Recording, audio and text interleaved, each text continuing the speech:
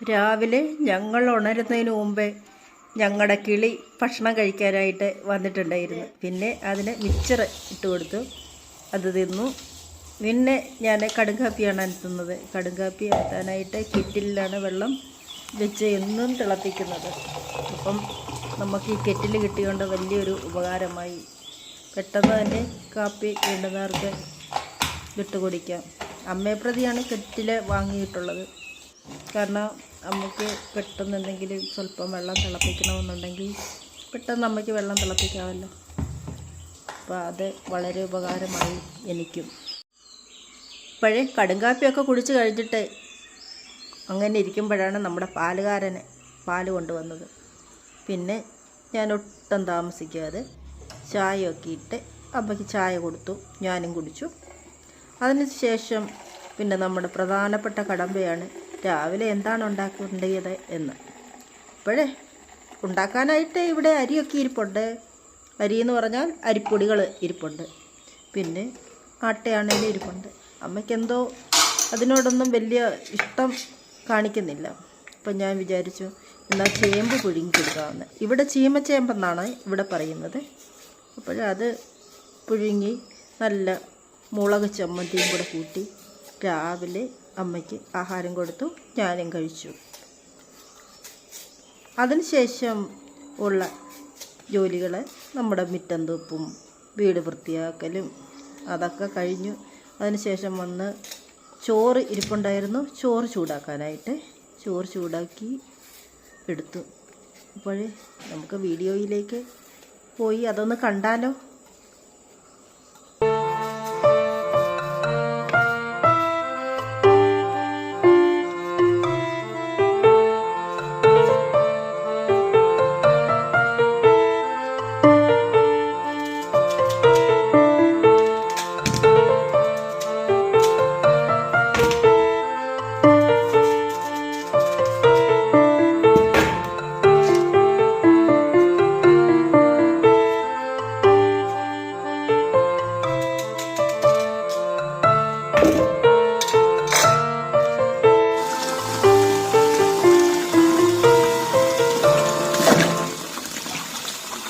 നിങ്ങളുടെ അവിടെ വെള്ളമൊക്കെ ഉണ്ടോ കൂട്ടുകാരി? ഇവിടെ ഇഷ്ടംപോലെ വെള്ളമുണ്ട്. അതുകൊണ്ട് നമ്മുടെ ചേമ്പ് കഴുകുന്നതിനൊന്നും ഞാൻ ഒട്ടും വെള്ളത്തിന് ലുപ്ത് കാണിക്കുന്നില്ല. ഇപ്പോഴേ വിറകില്ലായിരുന്നു, അപ്പം 1-2 കമ്പ് അവിടെ കിടപ്പുണ്ടായിരുന്നു. അതൊന്ന് കുത്തി ഒടിക്കുകയാണ് നമ്മുടെ അടുപ്പൊന്ന് കത്തിക്കാനായിട്ട്.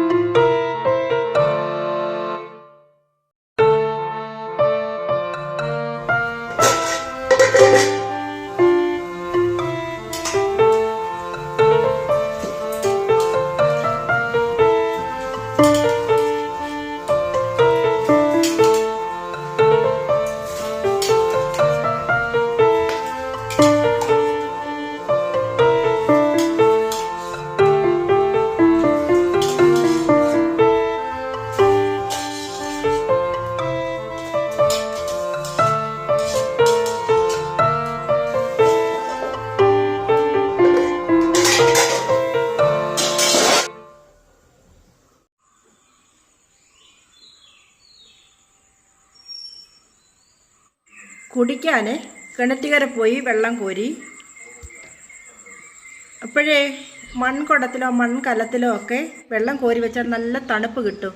ഫ്രിഡ്ജ് വെക്കുന്നതിനേക്കാളും നല്ലതാണ് കുടിക്കാൻ. അപ്പോഴേ പണ്ട് കാലത്ത് ഞങ്ങളുടെ അമ്മയൊക്കെ ആണെങ്കിൽ മൺകലത്തിലും മൺകുടത്തിലും ഒക്കെയാണ് വെള്ളം ശേഖരിച്ചു കൊണ്ട് വന്നിരുന്നതും സൂക്ഷിച്ചു വെച്ചിരുന്നതും. അപ്പോഴേ അതിലൊരു വെള്ളാറം കല്ലെന്ന് പറയും, വെള്ളപ്പാറക്കല്ല്, അതിട്ട് വയ്ക്കും. കാരണം വെള്ളത്തിൽ മണ്ണും പൊടിയൊക്കെ ഉണ്ടെങ്കിൽ അതൊന്ന് അടിയാനും വെള്ളം ഒന്നുകൂടെ തണുപ്പ് നിലനിൽക്കാനും ഒക്കെ അങ്ങനെ ചെയ്യാറ് പതിവുണ്ട്. ആ അന്നത്തെ ശീലം ഇന്നും തുടർന്നുകൊണ്ടേയിരിക്കുകയാണ്. അപ്പം എത്ര മഴക്കാലമായാലും ശരി, നമ്മുടെ മൺകലത്തിൽ വെള്ളം കോരി നിറച്ച് വയ്ക്കുക അതിൻ്റെ ഒരു പതിവാണ്. അപ്പോൾ അതാണ് ഞാൻ കുടിക്കുന്നത്. പിന്നെ വെള്ളം ചൂടാക്കി വയ്ക്കും. കുറച്ച് ആരെങ്കിലും ചൂടുവെള്ളം ചോദിച്ചാൽ കൊടുക്കണമല്ലോ, അതുകൊണ്ട് വെള്ളം ഞാൻ കുറച്ച് ചൂടാക്കി വയ്ക്കുക പതിവുണ്ട്. ഇപ്പോഴും നമ്മുടെ കിണറിൻ്റെ അകത്ത് ചുറ്റുപാട് ഒരുപാട് വൃക്ഷങ്ങളൊക്കെ നിൽപ്പുണ്ട്. അപ്പം വലയിട്ടിട്ടുണ്ട്. അപ്പോൾ വല ഒരു ശകലം മാറി കിടക്കാനൊക്കത്തില്ല. അപ്പോഴത്തേക്കും നമ്മുടെ കരിയില വന്ന് കിണറ്റിൽ വീണ് കഴിയും. അപ്പോൾ അതിന് ഞാൻ വലയെല്ലാം ഒന്ന് ശരിയാക്കിയിട്ടിട്ട് പിന്നെ ഞാൻ വീട്ടിലോട്ട് ഇറങ്ങിപ്പോകും. അപ്പോഴേ ഉച്ചക്കത്തേക്കുള്ള ചോറൊക്കെ ഞാനിവിടെ ചൂടാക്കി വെച്ചു. അപ്പോൾ ഇത്രയും ചോറ് മതിയാകും. ഞങ്ങൾക്ക് 2 പേർക്കും ഉച്ചക്കത്തേക്ക് മാത്രം ഉള്ള ചോറ് മതിയാകും. വൈകിട്ട് പാലപ്പം ഉണ്ടാക്കാനായിട്ടെല്ലാം ഞാൻ തയ്യാറാക്കി വെച്ചു. അപ്പോഴേ അതാ ഞാൻ ഉണ്ടാക്കും. പിന്നെ കറി ഇന്നലത്തെ സാമ്പാർ വെച്ചതുണ്ടായിരുന്നു, അത് നന്നായി ഒന്ന് ചൂടാക്കി വെച്ചു. അതാണ് ഇന്നത്തെ എൻ്റെ കറി. അതുപോലെ തന്നെ പിന്നെ ബീറ്റ്റൂട്ട് മെഴുക്ക് വരട്ടിയാണ് ഇന്ന് വെച്ചത്. ഇന്ന് മീൻ ഒന്നുമില്ല. നെല്ലിക്കാച്ചാറും നാരങ്ങാച്ചാറും ഒക്കെ ഉണ്ട്, തൈരുണ്ട്. അപ്പം അത് കൂട്ടി കഴിക്കാം. ഇന്ന് മീൻ കിട്ടിയില്ല, ഇന്ന് ബന്ധായിരുന്നു, ഇതുവഴി മീനൊന്നും പോയില്ല.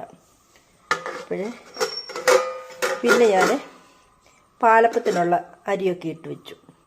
പാലപ്പത്തിന് വേണ്ടി അരിയെ, തേങ്ങ, ചോറ്, പഞ്ചസാര, ഈസ്റ്റ്, ഉപ്പ് ഇത്രയും ചേർത്ത് വെച്ചേക്കുകയാണ്.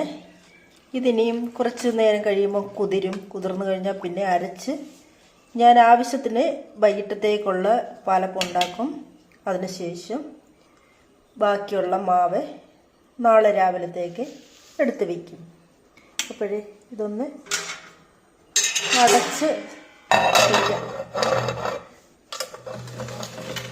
ഒരു വശത്തോട്ട് മാറിയിരിക്കട്ടെ.